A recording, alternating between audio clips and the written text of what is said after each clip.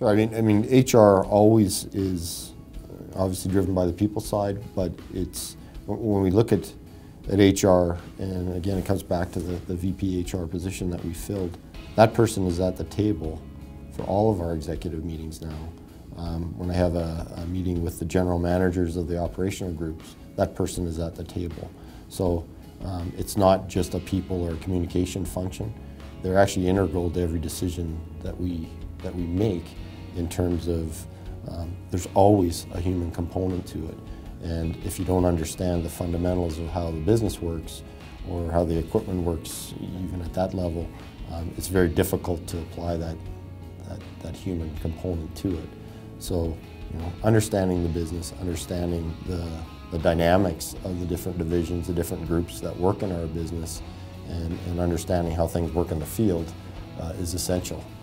What are the people needs? What are the financial needs? What are the capital needs that we have as a corporation? And how best can we structure our HR around that to make sure that we deliver on those things? So, obviously you have to have some P&L capacity.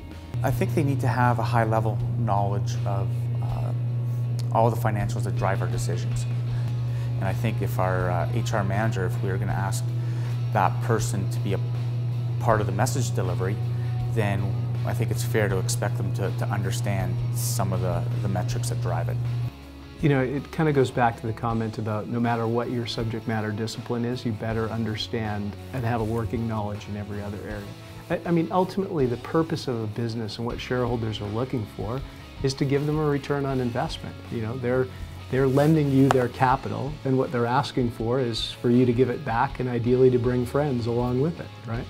And that's the fundamental purpose of a business. Now, how you do that requires a whole bunch of other things, and certainly people strategies and engaged, competent associates are a big part of being able to generate shareholder value.